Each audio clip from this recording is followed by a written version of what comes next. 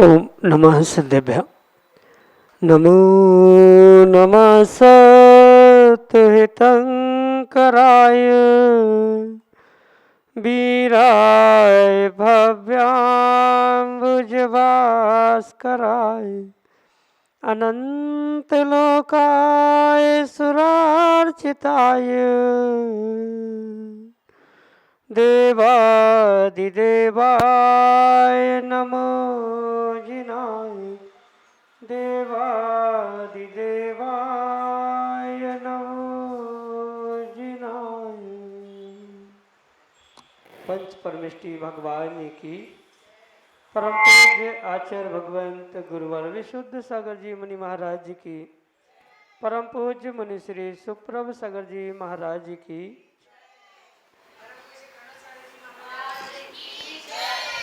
समीचीन विकल्पों का सम्यक समाधान।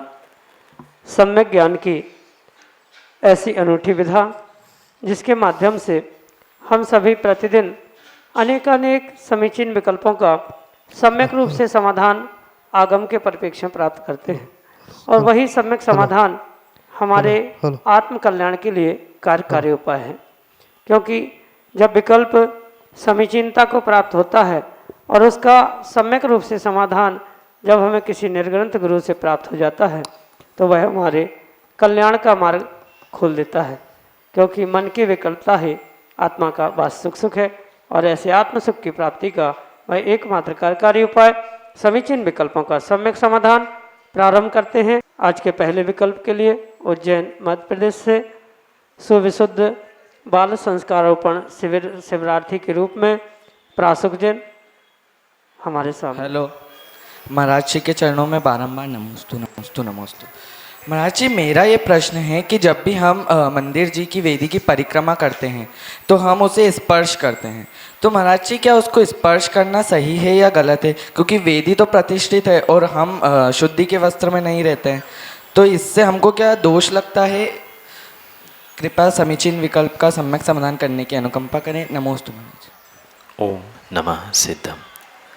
परम पूज्य आचार्य भगवान गुरुवर विशुद्ध सागर जी महाराज की परम पूज्य मुनि श्री सुप्रभ सागर जी महाराज जी की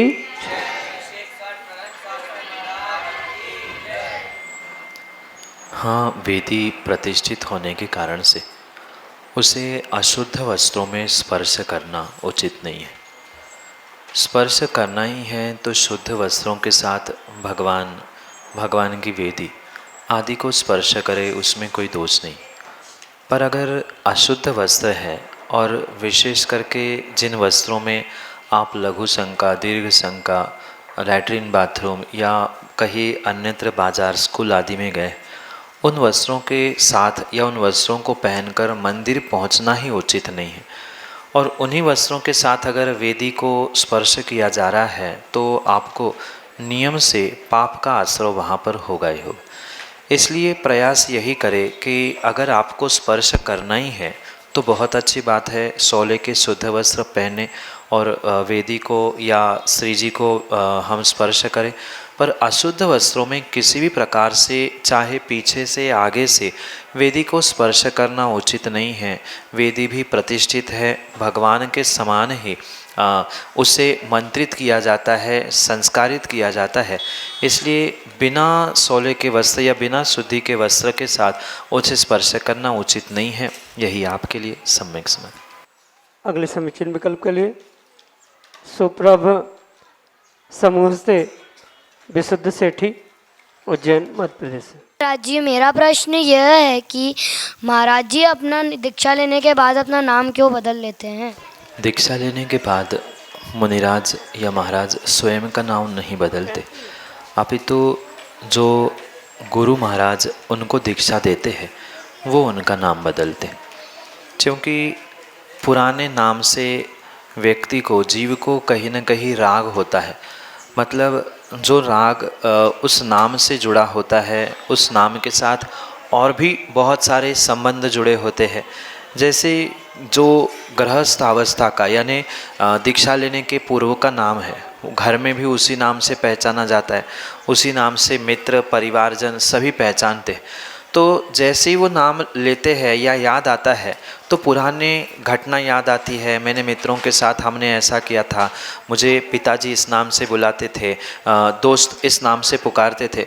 तो पुराने राग के संबंध पुनः याद आ सकते हैं। इसलिए वर्तमान में मुनिराज की दीक्षा के उपरांत उनके नवीन नाम या नए नाम रखे जाते हैं और मात्र उन रागों से जो अटैचमेंट है, यानी उसमें जो ममत्व था, राग था कि मेरा नाम है, मैं इस नाम के साथ बहुत पराक्रम करता था या मेरी बहुत यशाकीर्ति थी, मैं बहुत अच्छा इंसान था, तो उन सबको समाप्त करने के लिए यहाँ नाम बदलने की व्यवस्था आगम में बनाई गई है। यही आपके लिए सम्यक समझ। माही जैन, उज्जैन मध्य प्रदेश से अगले समीचीन विकल्प। नमोस्तु महाराज जी, मेरा प्रश्न ये है कि 24 तीर्थंकर 24 ही क्यों होते, 23 या फिर 25 क्यों नहीं? कुछ कार्य बेटा बाय डिफ़ॉल्ट यानी नियोग से हुए। जैसे 24 तीर्थंकर होना ये बाय डिफ़ॉल्ट है, एक काल में 24 ही तीर्थंकर होते हैं, ऐसा हमारे आचार्यों ने, हमारे तीर्थंकर भगवंतों ने कहा। कुछ ऐसी व्यवस्था होती है कि उनके पीछे कारण नहीं दिए जा सकते। जैसे इंसानों को 2 हाथ 2 पैर और 1 सिर ही क्यों होता है, इसका जैसे कोई उत्तर नहीं कहा जा सकता, ऐसे ही तीर्थंकर 24 ही क्यों होते हैं ऐसा कोई कारण प्राप्त नहीं होता। ये तो बाय डिफ़ॉल्ट यानी नियोग से ही होते हैं, उसमें कम अधिक होते ही नहीं है। चाहे भूत के तीर्थंकर हो, वर्तमान के तीर्थंकर हो या भविष्य के तीर्थंकर हो, वे बाय डिफ़ॉल्ट 24 ही होते हैं। मात्र विदेह क्षेत्र में जो विद्यमान तीर्थंकर होते हैं उनकी संख्या 20 होती है।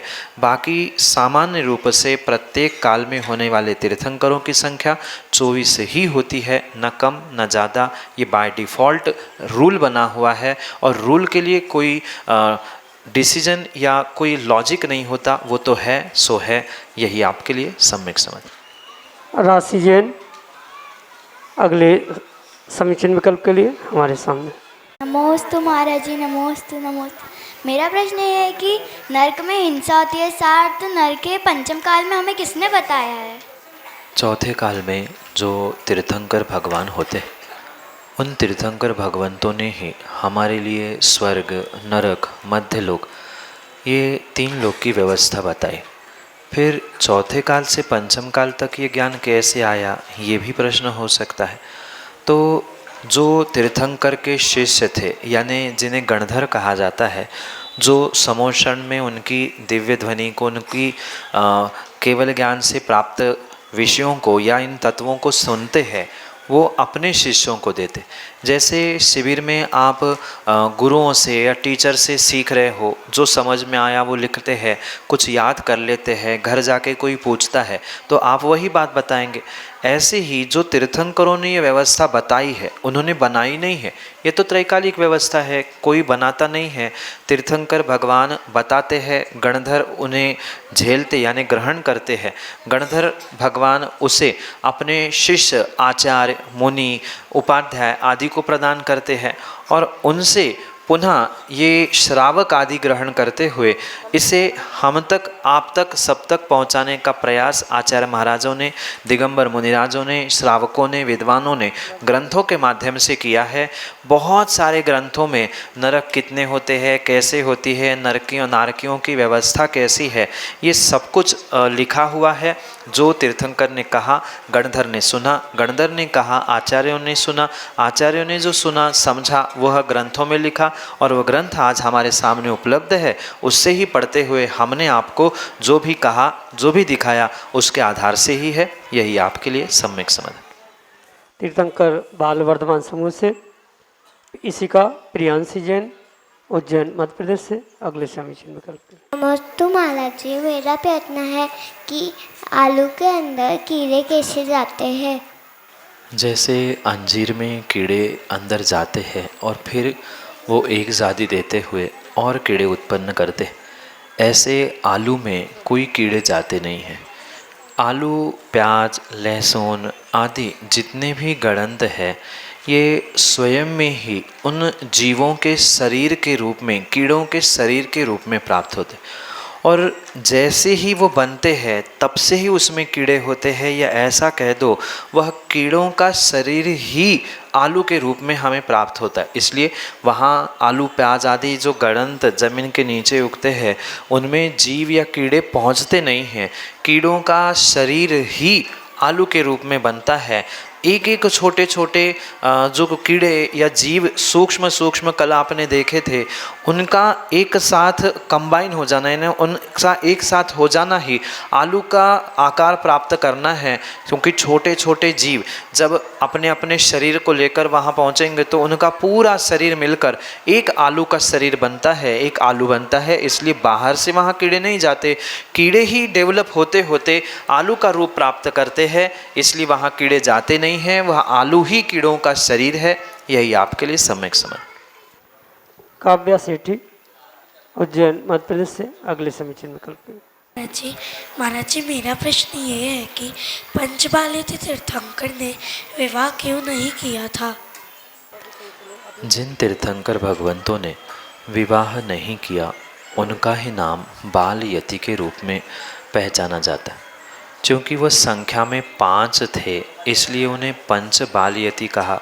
और बाल यति का ही अर्थ होता है जो बाल ब्रह्मचारी अवस्था में ही, यानी विवाह करने के पूर्व ही जो मुनि दीक्षा लेते हैं और अपने आत्मा के कल्याण के लिए मोक्ष मार्ग पर चलते हैं, ऐसे उन तीर्थंकरों को या मुनिराजों को बाल ब्रह्मचारी तीर्थंकर या बाल ब्रह्मचारी मुनिराज कहते हैं। और जो ये ऐसे बाल ब्रह्मचारी तीर्थंकर है जिन्होंने विवाह नहीं किया, विवाह के पूर्व में ही उन्होंने दीक्षा धारण की, ऐसे उन तीर्थंकरों को बाल यति ये संज्ञा प्रदान की जाती है। और संख्या में वे 5 होने से वह पंच बाल यति, यति यानी मुनिराज, बाल यानी बाल ब्रह्मचारी, तो 5 बाल ब्रह्मचारियों की सामूहिक संख्या पंच बाल यति है।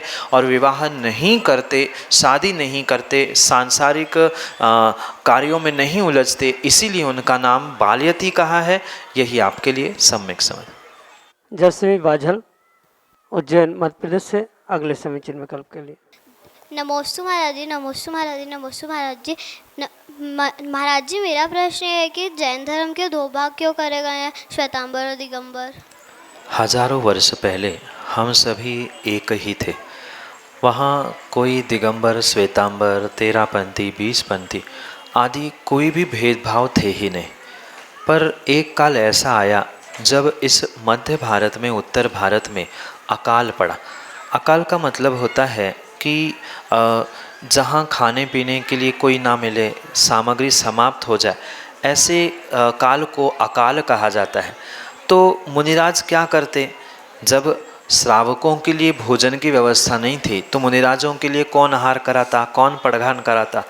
इसलिए आचार्य भगवंत ने अपने 24,000 शिष्यों को, कितने शिष्य थे, एक आचार्य महाराज के 24,000 शिष्य थे, उन 24,000 शिष्यों से आचार्य महाराज ने कहा कि यहाँ अपने आहार की, अपने चर्या का पालन करने वाले श्रावकों के लिए हमें उपलब्धि नहीं मिल रही है, या श्रावक नहीं मिल रहे हैं, उनके पास व्यवस्था नहीं है, तो हम एक काम करते हैं, अपनी इस चर्या का यानी महाव्रतों का पालन करने के लिए, आहार आदि करने के लिए हम दक्षिण की ओर जाते, दक्षिण भारत जाते, साउथ इंडिया जाते। तो 24,000 शिष्यों में से 12,000 शिष्यों ने गुरु की बात एक्सेप्ट की, मान ली, और 12,000 शिष्य यहीं पर रह गए।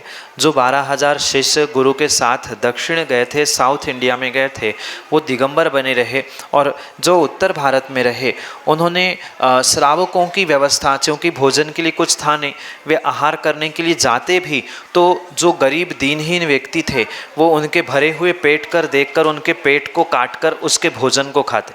मुनिराजों की हत्या होने लग गई। फिर उनके मुख्य मुनिराज ने निर्णय कर लिया कि नहीं, हम दिन में भोजन करने नहीं जाएंगे, आहार करने नहीं जाएंगे, रात्रि में भोजन लेने जाएंगे और रात से भोजन लेकर सुबह दिन में कर लेंगे। तो करते करते ऐसी व्यवस्था बनी कि रात में वे अचानक गए तो घर वाले नग्न दिगंबर मुनिराजों को देखकर डरने लगे, रास्ते में कुत्ते परेशान करने लगे। जो बर्तन आदि रखने की व्यवस्था थी, क्योंकि भोजन रात में लाना था, सुबह खाना था, तो रखते किस में, तो उसके लिए बर्तन, लाठी, कपड़े आदि वह परिग्रहों को प्राप्त करते हुए ये श्वेतांबर आमना व्यवस्था इस उज्जैन की ही धरा से प्रारंभ हुई थी। यही से 24,000 मुनिराज अलग अलग होते हुए जो दक्षिण में गए उन्होंने अपनी चर्या का पालन करते हुए दिगंबर बने रहे, और जो यहाँ श्रावकों के बातों में आके उनके राग में आते हुए यही रह गए, उनके लिए ये दूसरा पंथ श्वेतांबर के रूप में प्राप्त होता है। इसलिए ये दो अलग अलग व्यवस्थाएं, परंपरा हमें कुछ सैकड़ों हजारों वर्ष से मिलती है, ये प्राचीन व्यवस्था नहीं है। यही आपके लिए सम्यक समझ।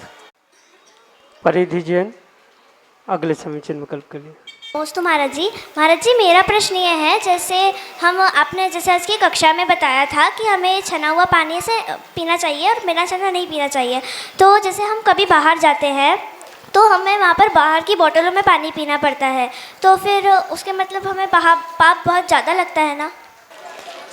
बेटा, पानी चाहे बॉटल का हो चाहे नल का, अगर अनछना है मतलब बिना छान के प्रयोग किया जा रहा है, चाहे पीने में, चाहे हाथ पैर धोने में, नहाने में, किसी भी प्रकार से अगर अनछने पानी का प्रयोग किया है तो वहाँ स्वाभाविक रूप से बहुत पाप लगता है।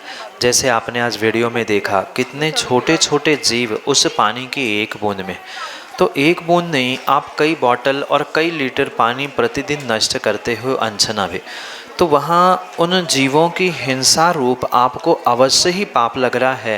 पर इन पापों से बचने के लिए आपको उस पानियों का नहीं, और जहाँ जहाँ पानी का प्रयोग करते हैं पीने के लिए या अन्य कार्यों के लिए भी यूज करते हैं, तो वहाँ पर छान कर ही पानी का प्रयोग करना चाहिए। कहीं बाहर गए बॉटल का पानी पी रहे हैं तो वहाँ भी आपको हिंसा का दोष अवश्य ही लग रहा है, तो प्रयास यही करना चाहिए कि जहाँ पानी छानने की उसकी विलछानी करने की व्यवस्था है ऐसे ही स्थानों पर पानी पीना चाहिए, तो ही पापों से बचा जा सकता है। अन्यथा नरकों में जाकर उस पाप का फल क्या मिलता है ये भी आपने वीडियो के माध्यम से आज देखा। ये सब कुछ आपको पाप से बचना है तो छने पानी का और अच्छे स्वच्छ भक्ष्य भोजन का ही प्रयोग करना होगा। यही आपके लिए सम्यक समझ। रुद्र जैन उज्जैन मध्य प्रदेश से अगले समीचीन विकल्प के लिए। कोई भी जीव अगर बहुत ही अच्छे कर्म कर ले तो वह भी पंचम काल में 16 कारण भावना भाकर तीर्थंकर प्रकृति का बंध कर सकता है क्या? कोई भी जीव कितने ही अच्छे कर्म क्यों ना करे, चाहे वो 16 करण भावना भाए, पर अगर पंचम काल में जन्मा है, पंचम काल में जी रहा है, तो वह कभी भी तीर्थंकर प्रकृति का बंध नहीं कर सकता। क्योंकि मात्र 16 करण भावना भाने से और मात्र अच्छे कर्म करने से तीर्थंकर प्रकृति का बंध नहीं होता, अपितु उसके लिए केवली भगवान का पादमूल आवश्यक होता है।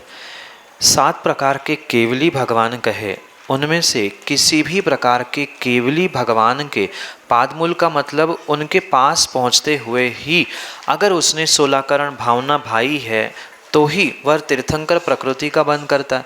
और पंचम काल में आपको तो पता ही होगा कि केवली भगवान होते ही नहीं है। पंचम काल में मात्र श्रुत और मति ज्ञान के धारी होते हैं। चौथे काल में श्रुत ज्ञान, मति ज्ञान, अवधि ज्ञान, मनपर्य ज्ञान और केवल ज्ञान के धारी भी मुनिराज हुआ करते।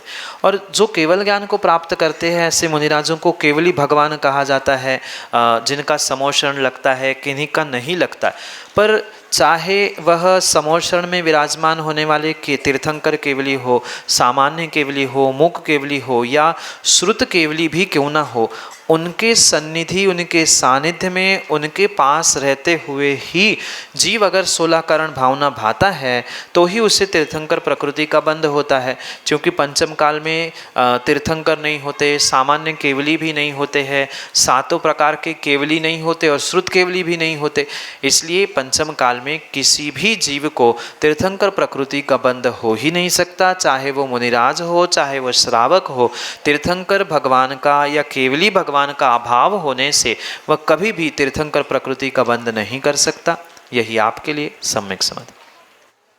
शिविरार्थी सानवी सेठी उज्जैन मध्य प्रदेश से अगले समीचीन विकल्प के लिए। नमोस्तु, मेरा यह प्रश्न है कि सिर्फ पुरुष ही भगवान क्यों बन सकते हैं, महिला क्यों नहीं बन सकती? जो जीव दिगंबर मुनि दीक्षा ले सकता है वो ही भगवान बन सकता है। क्योंकि आपने भगवान की प्रतिमा देखी होगी तो वहाँ आपने देखा होगा कि कोई भी वस्त्रधारी हमारे धर्म में भगवान नहीं बन सकता। और दिगंबर बनने के लिए, दिगंबर का अर्थ है निर्वस्त्र होना, कपड़ों का सभी परिग्रह का त्याग करते हुए अपने जीवन को, अपनी साधना को प्राप्त कर। क्योंकि पुरुष ही दिगंबर हो सकते हैं, महिलाओं के लिए दिगंबर होने का निषेध है। ये मर्यादा आगम की होने के कारण से उनके लिए भगवान बनने का भी निषेध है। क्योंकि जो विशेष साधना पुरुष कर सकते हैं वह साधना महिलाएं नहीं कैसे कर सकती। जैसे सामान्य रूप से जो कायोत्सर्ग भी यानी 9 बार नमोकार भी पढ़ा जाता है, ऐसा तीर्थंकरों ने लिखा है कि कोई भी महिला, चाहे बालिका हो, चाहे प्रौढ़ हो, चाहे युवा हो, वह खड़े होते हुए कायोत्सर्ग नहीं कर सकती। उन्हें बैठकर ही कायोत्सर्ग करना चाहिए। वह कभी अपने करपुट में आहार करते हुए भी खड़े होकर आहार नहीं ग्रहण कर सकती। जो प्रतिमा योग निर्ग्रंथ दिगंबर मुनिराज धरती के देवता धारण करते हैं वह खड़े होकर प्रतिमा योग भी धारण नहीं कर सकती, निर्वस्त्र दिगंबर नहीं हो सकती। इन कारणों से महिला या स्त्री कभी भी भगवान नहीं बन सकती। जब वह महिला पुनः अगली पर्याय में पुरुष बनेगी, पुरुष द्रव्य भेष को यानी पुरुष लिंग को, पुरुष अवस्था को प्राप्त करेगी, वही जीव महिला से पुरुष बनने पर भगवान बन सकता है। पर जिस पर्याय में, जिस अवस्था में वो महिला या स्त्री अवस्था में है, उसी अवस्था में वह भगवान नहीं बन सकती। अगली पर्याय में वो पुरुष बनेगी, दिगंबर मुनिराज बनेगी और वो भी अपना आत्मा का कल्याण करते हुए भगवान बन सकती है। यही आपके लिए सम्यक समाधान। आराध्या जैन अगले समीचीन विकल्प के लिए हमारे सामने। महाराज जी नमोस्तु। महाराज, मेरा प्रश्न ये है कि लोग अंडे क्यों खाते हैं जबकि वो जानते हैं कि उसमें उनकी जैसी जान होती है? नमोस्तु महाराज। बेटा, आप भी तो जानते हो कि आलू प्याज में, अनछने पानी में जीव है, फिर भी आप खाते हो और पीते हो। ऐसे ही जीव, व्यक्ति, इंसान जानते हुए भी जान जानकर पाप करता है। मात्र अंडों में ही नहीं, अभी तो आलू, प्याज, अभक्ष आदि आदि जो कुछ भी आपको बताया जा रहा है या हमारे ग्रंथों में लिखा है, उसमें भी जीव होते हैं, उसमें भी जान होती है।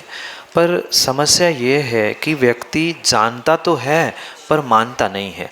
बहुत सारे लोग सत्य को जानते हैं कि अंडे में जीव है, पेड़ पौधों में भी जीव है, उनको भी तोड़ना, उनको भी काटना। इतना ही नहीं, मांस मछली खाने वाले भी जीव है, साक्षात मुर्गी आदि खाने वाले जीव है।